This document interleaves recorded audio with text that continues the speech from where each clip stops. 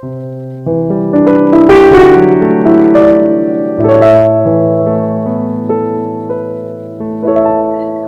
¿qué tal? ¿Cómo están? Bienvenidos. Yo, como siempre, feliz y agradecida de compartir charlas con personas inspiradoras. Hoy tenemos la suerte de contar con una persona que sabe mucho de cerebro, algo que a mí me apasiona. Ella es María José Mas. Es escritora, es neuropediatra, es divulgadora científica. Sus redes están siempre llenas de frases que nos ayudan a comprender el cerebro, que nos ayudan a elevar el estado anímico, que nos ayudan a acercarnos a algo tan aparentemente complicado como el cerebro. Bienvenida, María José. Tienes un blog muy bonito, un blog que lo tengo aquí apuntado. Gracias. Porque me encanta, me asomo, pero tengo apuntado una frase. El blog es Neuronas en Crecimiento, ¿verdad? Como neuropediatra, sí.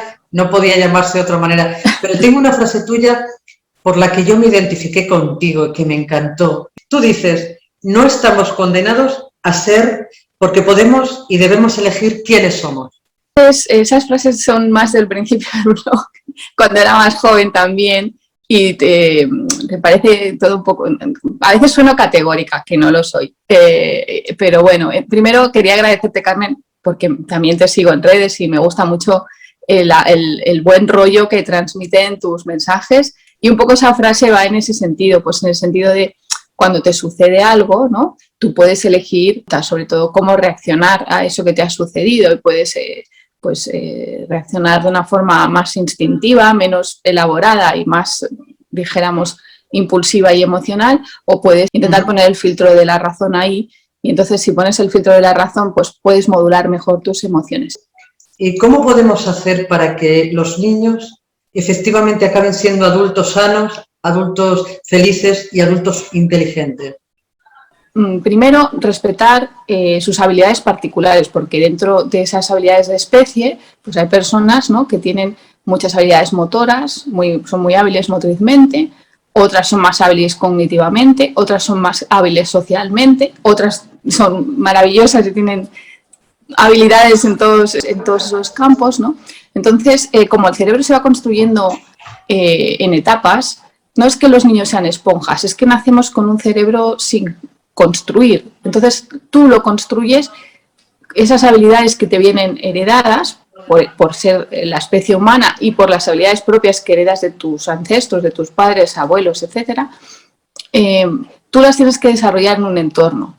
Y la gran, dijéramos, habilidad humana es que somos mucho más adaptables que cualquier otra especie. El ser humano pues, está presente del polo al ecuador en todas las latitudes de la Tierra, y eso es porque nosotros somos muy capaces de adaptar esas habilidades a nuestro entorno y de modificar el entorno para adaptarlo a nuestras habilidades, ¿no?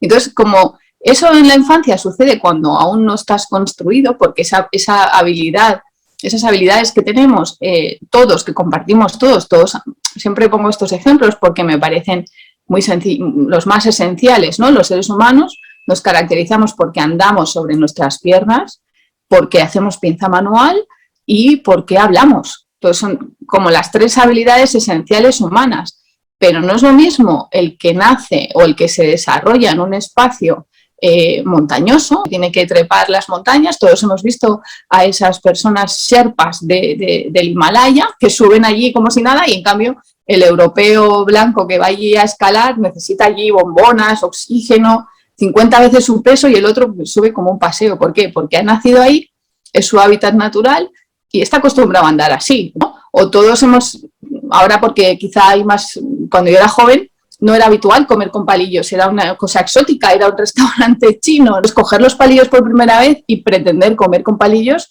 suponía, porque además como la comida se compartía y yo era adolescente, no había pandemia, ¿no? Pues suponía que te quedabas sin cenar, porque los que eran más hábiles, ¿no? Entonces, ¿por qué? Pues porque, y en cambio las personas que están acostumbradas a comer desde su infancia con palillos, pues para esas personas es una habilidad natural y no tienen que pensar nada, ¿no? O el idioma claramente es muy claro, ¿no? Todos hemos intentado aprender un idioma de adultos y todos hemos visto lo difícil que resulta. En cambio, los niños, ¿no? Hablan espontáneamente su idioma, ¿no? Entonces, un poco eso es lo que sucede. ¿Cómo podemos hacer para que eso sea hábil y sea mejor y que el niño, primero hay que respetar su ritmo porque la naturaleza no se puede forzar, siempre ofrecer novedades, oportunidades nuevas de aprendizaje, eso es muy importante, y al ofrecer esa oportunidad nueva de aprendizaje, hacerlo de una forma no caótica, porque para nosotros el mundo, para nosotros los adultos, ya hemos aprendido a categorizar el mundo y a entender lo que nos rodea, pero para un bebé no sabe lo que son las cosas, entonces presentarle todo de golpe de forma caótica no le permite, no le da tiempo, ¿no? Sacarle 80 juguetes, hablarle a 7 personas a la vez. Hombre, no es que vaya a interrumpir nada, pero estamos hablando de cómo hacerlo mejor, pues intentar ofrecerle un orden, unos horarios para que entienda, ¿no? Cuando es muy pequeñito tiene que entender lo que es la noche y el día para poder dormir de noche y estar activo de día. Entonces, el adulto, lo que yo recomiendo es que organice el entorno de una forma que le resulte fácil de comprender al niño, ¿no? Que le ofrezca estímulos nuevos, el tiempo suficiente para que el niño los pueda aprender y el tiempo suficiente para que el niño repita esa actividad que está aprendiendo, ¿no? Escuchándote, por lo menos soy consciente de que a veces trato a los niños como si fueran adultos en pequeño tamaño y yo creo que eso es un gran error. Tenemos que respetar sus tiempos, como tú dices, y adaptarnos a ellos. El proceso mental del niño no tiene nada que ver con el del adulto, porque sus experiencias son distintas, con lo cual no puede procesar la información igual que tú o que yo, que tenemos unas experiencias, una memoria, unos conocimientos. Entonces, a veces asumimos que la conducta del niño es porque, y ponemos en ese porqué una explicación adulta. Entonces, quizás si pudiéramos asomarnos a la vida del niño desde el conocimiento tuyo, quizá aumentaría nuestra paciencia y quizás aumentaría nuestra capacidad de comunicarnos con los niños por esa especie de falta de información de los adultos, de efectivamente esos pequeños detalles que se nos olvidan. Corrígeme eso de que todo lo aprendemos con el cerebro derecho y una vez que lo aprendemos, lo pasamos al izquierdo y lo empezamos a hacer de forma automática. ¿Eso es verdad o eso es un paradigma? No. Todas las actividades que hace el cerebro, conscientes, porque las inconscientes, pues que te voy a contar que estás ahí en urgencias, ¿no? La tensión arterial, el azúcar en la sangre, los electrolitos, 80.000 cosas que te pasan, ¿no?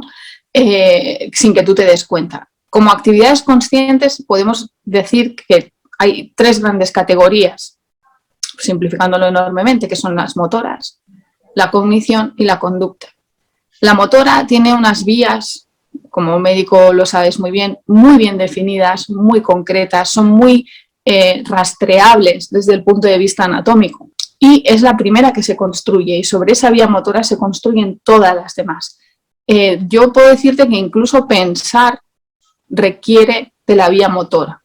Está lo motor, sobre eso se construye lo cognitivo y sobre eso se construye lo conductual. El cerebro es tan complejo que necesita especializar ciertas áreas, unas muy bien definidas como las motoras, para funcionar correctamente. Pero no, el cerebro no funciona a trozos. El cerebro izquierdo funciona de una manera, el derecho funciona de otro, la vía motora funciona... No, funciona en un conjunto y cuando haces una acción necesitas tirar de todas esas habilidades que están distribuidas por todo el cerebro.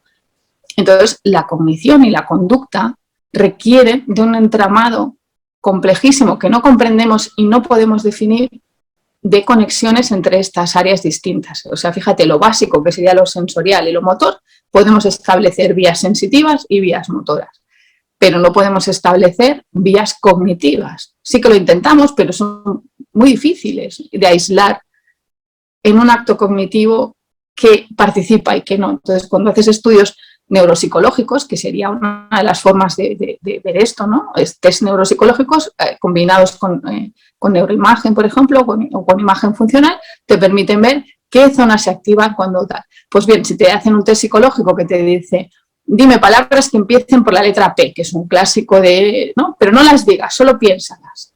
Pues se activan áreas motoras cuando piensas según qué palabras. Me encantaría seguir charlando contigo. De hecho, me voy a hacer muy amiga tuya para seguir aprendiendo. Pero me gustaría despedirnos con alguna pincelada que nos des, aparte de aprender a tratar a nuestros hijos y a los niños que se nos acerquen de una manera más paciente y más inteligente con respecto a nuestro propio cerebro. Tú, como experta, ¿qué nos recomiendas para que lo mantengamos lo más funcional y lo más sano durante más tiempo? En cuanto al cerebro del adulto, pues no soy especialista en adultos, pero sí creo que el cerebro de cualquier edad, insisto, necesita rutinas, orden y novedades, pero no caóticas. Entonces, creo que esta pandemia nos ha explicado mucho lo que nos pasa cuando nos ponen en una situación no estructurada, que no controlamos nada. Nunca controlamos todo, pero siempre controlamos cosas, ¿no? Te han abocado al abismo del caos. Esto está siendo esta pandemia, porque no ha terminado. Entonces, pero ¿qué hemos podido hacer como adultos, ¿no? ¿Qué esperanza nos queda? Pues que nuestro cerebro se siga adaptando. Si lo hemos entrenado muy bien de niños, si lo hemos ayudado muy bien a estar bien estructurado de niños, no nos va a resultar difícil como adultos seguir estructurando todo. Entonces, y si no ha sido así y tenemos un poco de caos o tenemos alguna dificultad en nuestra organización, siempre podemos mejorar nuestra organización. Si yo fuese médico de adultos sin ser especialista, y a lo mejor estoy diciendo algo muy así, creo que lo que uno debe entrenar siempre es estar organizado y mantener sus hábitos. Y con esto, las personas longevas, cuando se hacen estudios de longevidad, coincide. Son personas que tienen una rutina muy marcada, una organización, bueno, es flexible, también puede pasar algo, pero son muy organizados. Los ancianos japoneses y gallegos, que son de los más longevos del mundo, se caracterizan por eso. Y por una tercera cosa, y es tener buenas relaciones con tus personas del entorno, saber relacionarte con los demás. Me quedo con lo de seguir haciendo cosas de forma organizada y sobre todo aprovechar que estamos ya saliendo un poco de este túnel negro para empezar a recuperar los abrazos tridimensionales, la vida cotidiana, las sonrisas, el cómo estás, el aquí estoy. Gracias de corazón, María José. He aprendido muchísimo contigo. Gracias de corazón y hasta pronto.